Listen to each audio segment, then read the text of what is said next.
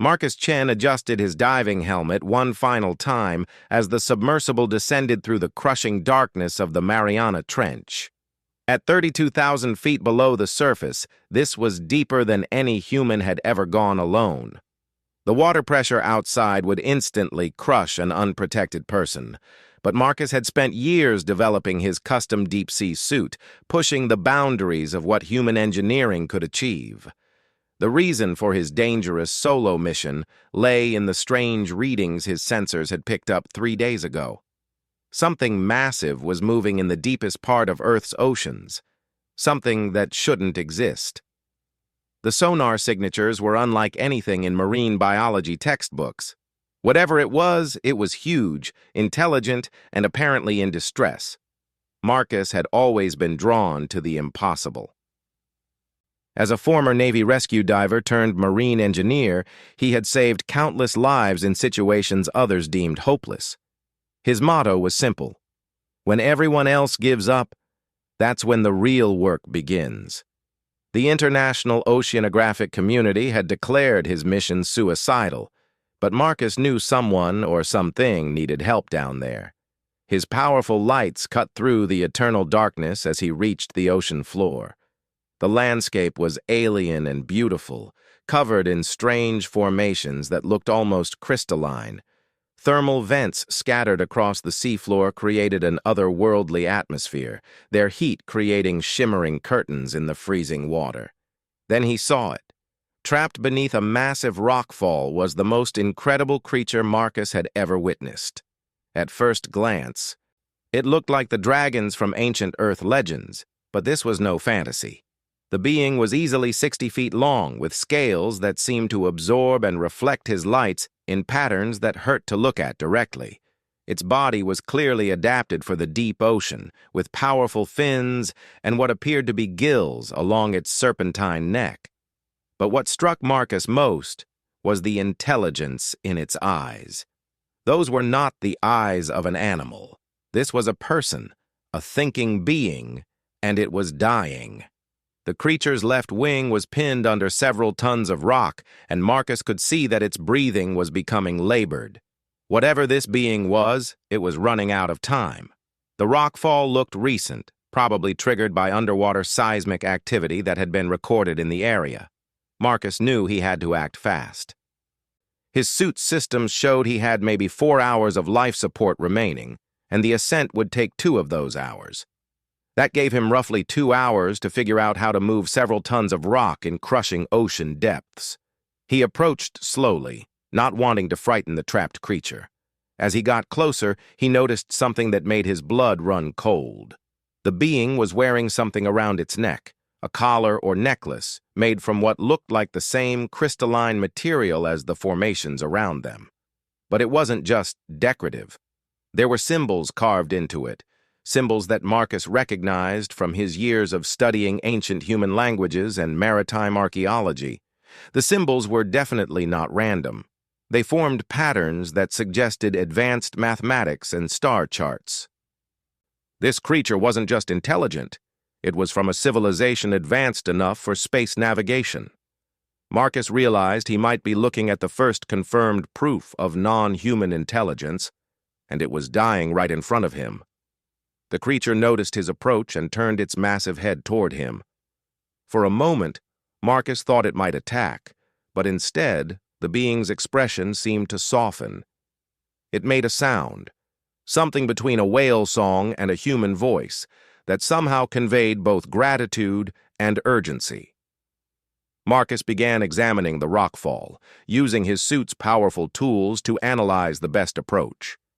The rocks were wedged together in a complex pattern, like a 3-dimensional puzzle. Simply trying to blast them apart might cause more rocks to fall or could injure the creature further. He needed to be precise. Working carefully, Marcus began with the smaller rocks, using his suit's mechanical arms to slowly shift pieces of debris. Each movement had to be calculated perfectly. One wrong move and the entire pile could shift, potentially crushing both him and the creature he was trying to save. The dragon-like being watched his every move, occasionally making soft sounds that Marcus interpreted as encouragement. There was something almost familiar about the creature's behavior, as if it understood exactly what Marcus was trying to do and was trying to help guide him.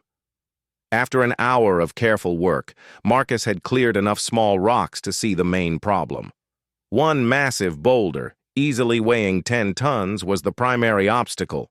His suit's power systems weren't designed to lift something that heavy, especially at this depth and pressure. Then he had an idea that was either brilliant or completely insane. Marcus positioned himself under the rock and activated his suit's emergency ascent system. Instead of using it to shoot toward the surface, he used the powerful upward thrust to create leverage against the boulder. The plan worked, but barely. The rock shifted just enough for the creature to pull its wing free. The moment it was released, the being moved with surprising speed and grace, despite its size. It swam in a circle around Marcus, and he could see that while the wing was injured, it wasn't permanently damaged. But as Marcus watched the creature move, he noticed something that made him freeze in place. The way it moved, the proportions of its body, even the pattern of its scales, all reminded him of something. His mind raced through his knowledge of marine biology, paleontology, and ancient history. Then it hit him like a physical blow. The symbols on the creature's collar weren't just advanced, they were specific. Marcus had seen similar symbols before, carved into underwater ruins that were supposedly just natural rock formations. Ruins that oceanographers had insisted were too old to be artificial, too advanced to be from any known human civilization. The creature swam closer, and Marcus got a clear look at its face. The bone structure, the positioning of the eyes, even the way it expressed gratitude, all seemed hauntingly familiar. This wasn't just any unknown species. Marcus felt his hands shaking inside his suit as a terrible possibility occurred to him. What if this creature wasn't alien at all?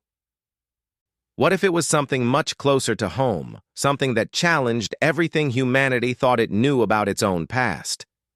The being seemed to sense his confusion and moved closer, touching his helmet gently with one of its clawed hands. The gesture was unmistakably intelligent, unmistakably caring, and unmistakably familiar in a way that made Marcus's stomach turn. He checked his oxygen levels and realized he needed to start his ascent soon. But he couldn't leave without understanding what he had found. The creature seemed to understand this too, and began swimming toward a nearby thermal vent, clearly wanting Marcus to follow. Near the vent was something that made Marcus question everything he thought he knew about life on Earth. It was clearly artificial. A structure built from the same crystalline material as the creature's collar. The architecture was advanced beyond anything humans had achieved. But there were elements that seemed almost familiar, as if they were looking at what human architecture might become given thousands of years of advancement. The creature touched a section of the structure, and symbols began to glow. Marcus recognized some of them from ancient human languages, but others were completely unknown. However, the mathematical relationships between them were clear. This was a star map, but not just any star map. It showed Earth's position relative to other systems, but from a perspective that suggested it was created thousands of years ago. Marcus felt a chill that had nothing to do with the ocean temperature. The implications were staggering. If this creature and its civilization had been here for thousands of years, if they had this level of technology, then human history was completely wrong. But there was something else, something that made his blood run cold. In the center of the star map was a symbol he recognized from human mythology, from ancient texts that described visitors from the sky, beings who taught early humans about agriculture, mathematics, and civilization itself. The creature was watching him carefully, and Marcus realized it was waiting for him to understand something important. Something that would change not just his life, but potentially the entire understanding of human evolution and history. As Marcus stared at the glowing symbols, trying to process what he was seeing, he noticed his oxygen alarm beginning to sound. He had to make a choice: Leave now and possibly never find this place again, or stay and risk running out of air before he could reach the surface. The creature seemed to understand his dilemma. It swam to him and gently touched his air supply gauge, then looked directly into his helmet's faceplate. The intelligence in those ancient eyes was unmistakable, and Marcus realized that this being understood human technology, understood exactly what his situation was. What happened next changed everything Marcus thought he knew about the ocean, about Earth's history, and about humanity's place in the universe. The creature moved to the crystalline structure and touched a different section. Suddenly, Marcus felt his oxygen levels stabilizing. Somehow, the structure was supplementing his air supply. The technology was beyond anything humans had achieved, but it was definitely real and definitely working. With his immediate survival concerns addressed, Marcus could focus on what the creature was trying to show him. It guided him around the structure, pointing to different sections of the star map with careful precision. As Marcus studied the glowing symbols more closely, he began to understand a story that challenged everything he thought he knew about human evolution. The symbols told of a great civilization that had thrived in Earth's oceans long before humans developed agriculture. But these weren't aliens from another world. The genetic markers embedded in the mathematical sequences suggested something far more disturbing. These beings shared DNA patterns with humans, but their evolution had taken a completely different path. Marcus realized he was looking at evidence of a branched evolution, where early human ancestors had developed along two completely different lines. While some developed on land and became modern humans, others had adapted to life in the deep ocean, developing technologies and capabilities that land-dwelling humans were only beginning to understand.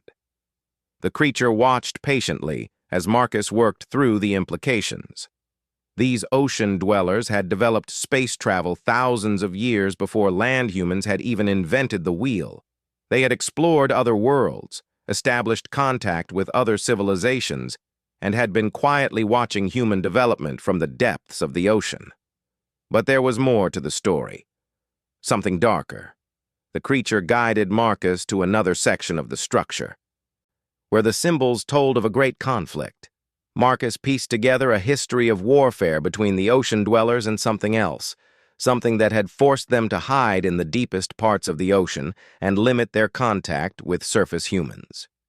The star maps showed invasion routes, battle positions, and what appeared to be defensive installations throughout the solar system. The ocean dwellers had been fighting a war for human independence, a war that surface humanity didn't even know was happening. Marcus felt his mind reeling. If this was true, then every major advancement in human technology, every sudden leap forward in science and engineering, might have been the result of subtle guidance from these hidden cousins. The creature confirmed his suspicions by showing him symbols that corresponded to major technological breakthroughs in human history. The development of radio, the sudden advancement in rocket technology, the inexplicable leaps in computer science, all of it had been carefully guided by beings who shared humanity's genetic heritage but had evolved far beyond surface human capabilities. But the most shocking revelation came when the creature showed Marcus recent star charts. The enemy that had forced the ocean dwellers into hiding was returning. The defensive installations throughout the solar system were failing, and the ocean civilization was preparing for a final battle that would determine the fate of all life on Earth. Marcus understood now why the creature had been so eager to show him this information. The ocean dwellers needed help, and they believed that surface humanity had finally developed enough to be useful allies. But there was a problem. Surface humans didn't even know the ocean civilization existed, and convincing them would be nearly impossible. The creature began showing Marcus technical specifications, weapons designs, and tactical information. It was clear that the ocean dwellers wanted to share their advanced technology with surface humans, but they needed someone who could serve as a bridge between the two civilizations. Marcus realized that his rescue of this being hadn't been a coincidence. The creature had allowed itself to be trapped, knowing that the rockfall would create exactly the kind of distress signal that would attract someone like Marcus. It had been a test, a way to find a surface human who had the skills, courage, and moral character necessary to handle the truth. The implications were staggering. Marcus was being asked to become humanity's first ambassador to a civilization that had been hiding beneath the waves for thousands of years. More than that, he was being asked to help prepare surface humanity for a war they didn't know was coming. The creature showed him images of the returning enemy, beings from another star system who viewed all human life, whether surface or ocean-dwelling, as a threat to be eliminated. They had superior technology and numbers, but they had one weakness. They couldn't adapt to Earth's environment as quickly as humans could adapt to theirs. Marcus studied the tactical information and began to understand the ocean dwellers' strategy. They wanted to combine their advanced technology with surface humanity's adaptability and resourcefulness. Together, the two human civilizations might be able to mount an effective defense. But time was running short.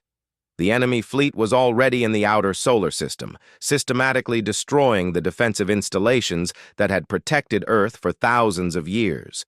The ocean dwellers estimated that they had perhaps 6 months before the final assault began. Marcus looked at the creature and realized that it was waiting for his decision. He could return to the surface, report his discovery, and try to convince world governments that they needed to prepare for an alien invasion.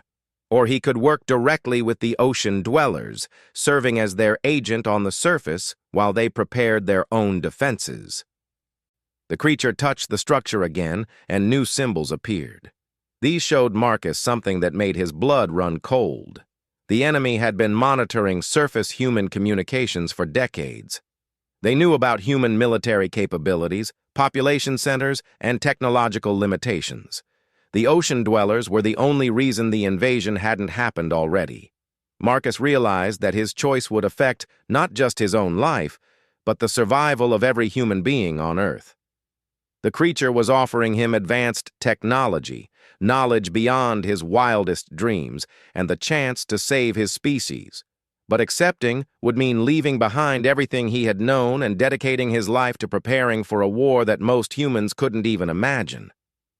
He looked at the star charts again, studying the enemy fleet movements. The ocean dwellers had been fighting this war for thousands of years, making incredible sacrifices to protect surface humanity without ever being acknowledged or thanked. They had watched human civilization develop, guided it when they could, and prepared for this moment when both human civilizations would need to work together.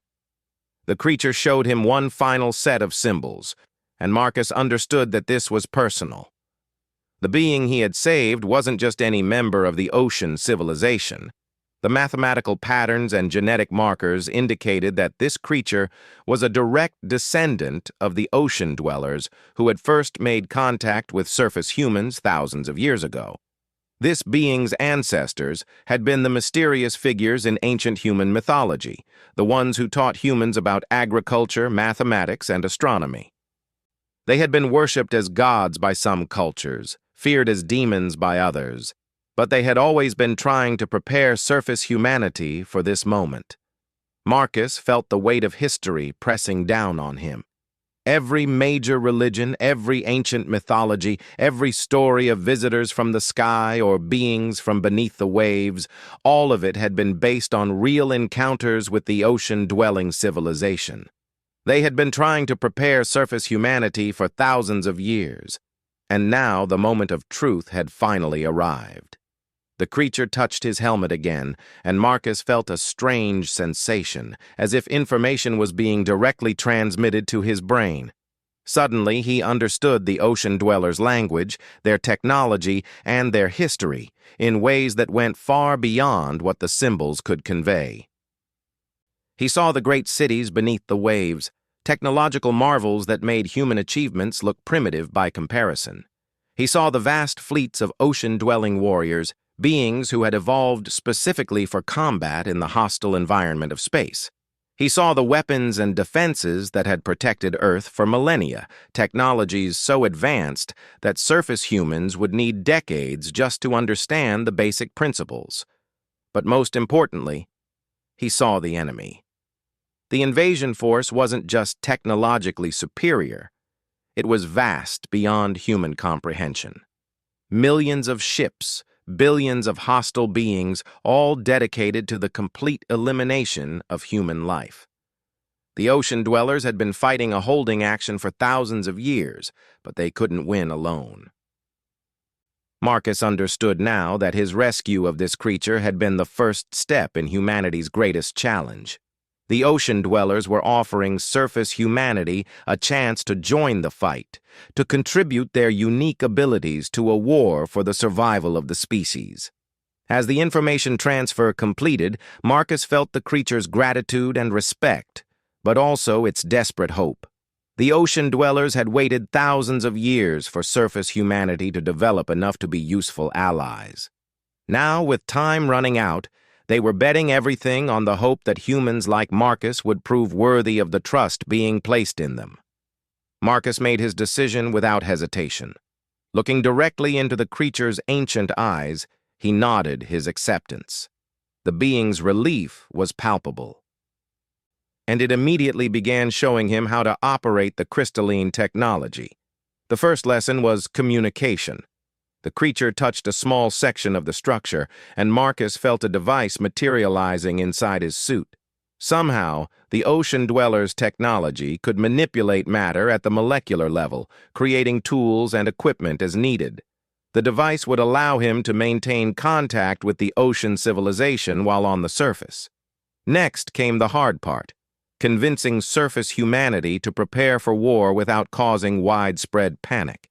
The creature showed Marcus detailed plans for gradually introducing ocean dweller technology to surface humans. They would start with selected individuals, people in key positions who had the influence and credibility necessary to begin the preparation process. Marcus studied the list of potential contacts and was surprised to see names he recognized.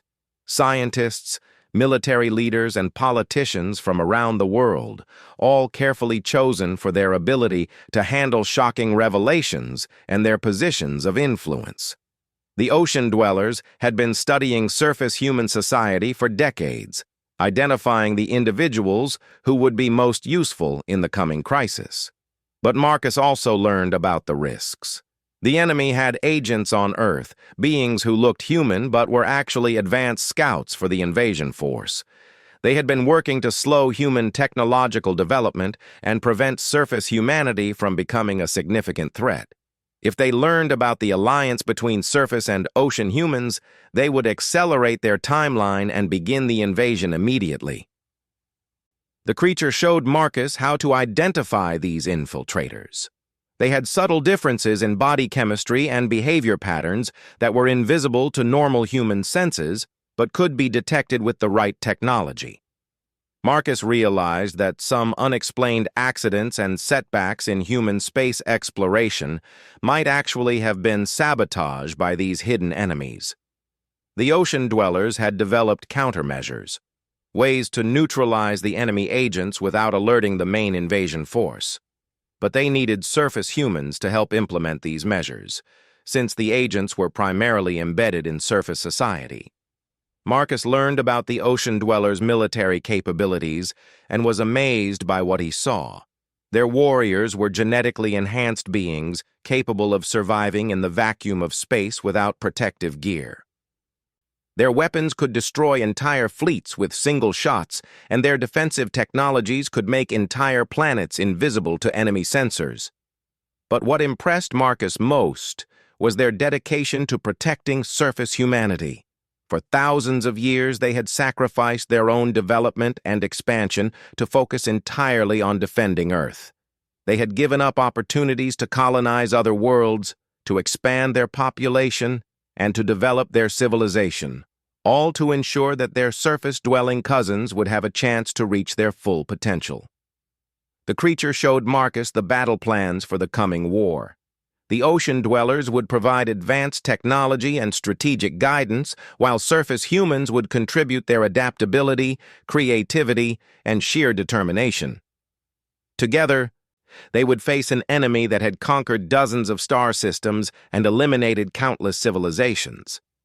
Marcus studied the weapon designs and realized that surface humans would need months of training to use them effectively.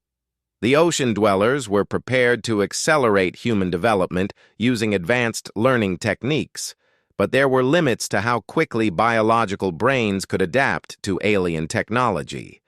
The creature then revealed something that changed Marcus's entire perspective on the situation. The enemy wasn't just trying to eliminate human life. They were trying to prevent humans from achieving their full potential. According to ocean dweller intelligence, humans represented something unique in the galaxy, a species with unlimited adaptability and creativity that posed a fundamental threat to established galactic powers. The ocean dwellers had evolved along one path, becoming incredibly advanced, but also specialized.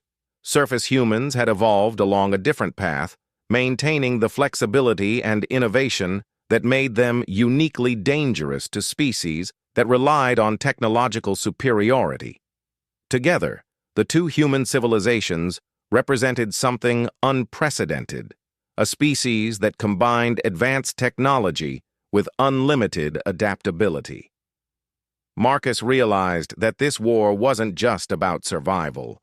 It was about determining whether innovation and adaptability would triumph over static technological superiority. The ocean dwellers had been preparing for this moment for thousands of years, but the outcome would ultimately depend on surface humanity's ability to adapt and fight. The creature began transferring specific technical knowledge to Marcus, showing him how to construct communication devices, weapons, and defensive systems using materials available on the surface. The designs were elegant and efficient, requiring only common elements, but producing results far beyond current human capabilities. Marcus learned to manipulate matter at the molecular level, to harness energy from quantum fluctuations, and to create materials stronger than anything surface humans had ever imagined.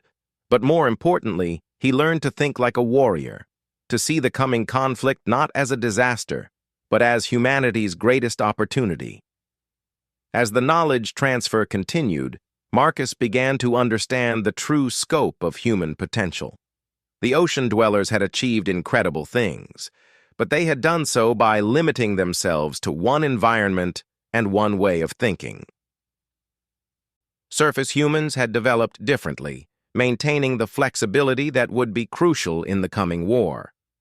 The creature showed Marcus recordings of battles from across the galaxy, conflicts where technologically superior forces had been defeated by species that could adapt and innovate faster than their enemies could respond.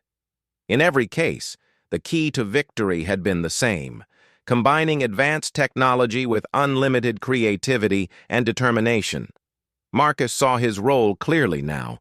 He would return to the surface and begin building a network of humans prepared to fight a war they couldn't yet imagine. He would introduce ocean dweller technology gradually, training selected individuals to use weapons and defenses that would give humanity a fighting chance. But most importantly, he would help surface humanity understand what made them special. Their chaotic, unpredictable, innovative approach to problem-solving was exactly what the galaxy needed to break the cycle of technological stagnation that had allowed empires like their current enemy to dominate for millennia. The creature touched the structure one final time, and Marcus felt the most important piece of information flowing into his mind: the location of other ocean dweller installations around the world, hidden bases where surface humans could be trained and equipped for the coming war. Each base was designed to blend seamlessly with the local environment, invisible to enemy agents, but accessible to humans who knew what to look for. As Marcus prepared to return to the surface, the creature gave him one final gift: a genetic enhancement that would allow him to survive in environments that would kill normal humans. The ocean dwellers had learned to modify themselves over thousands of years, and now they were sharing that knowledge with their surface cousins. Marcus felt the changes beginning as his body adapted to the enhancement. He would still look human, but he would be faster, stronger, and more resilient than any human in history. More importantly, he would be able to use ocean dweller technology intuitively, bridging the gap between the two civilizations. The creature accompanied him part of the way to the surface, and Marcus realized that this being would serve as his primary contact with the ocean dweller civilization. They had formed a bond that went beyond simple alliance. They were now partners in humanity's greatest adventure. As Marcus began his ascent, he thought about the impossible task ahead of him. He had to convince world leaders to prepare for an alien invasion without causing panic. He had to introduce revolutionary technology without alerting enemy agents. He had to build a military alliance between two human civilizations that had developed along completely different paths. But Marcus also thought about what he had learned about human potential. Surface humans had survived ice ages, plagues, wars, and disasters that would have destroyed other species. They had developed from primitive hunter-gatherers to spacefaring civilization in just a few thousand years. Now they would have the chance to prove that their adaptability and determination were more powerful than any weapon. When Marcus finally reached the surface, he found a world that looked exactly the same as when he had left it. But everything had changed. Humanity was no longer alone in the universe, and they were about to face their greatest challenge. The question wasn't whether humans could survive the coming war. The question was whether they could exceed even their own expectations and achieve something unprecedented in galactic history. Marcus activated his communication device and sent his first message to the ocean dweller civilization. Surface humanity accepts the alliance. Let's show the galaxy what humans can really do.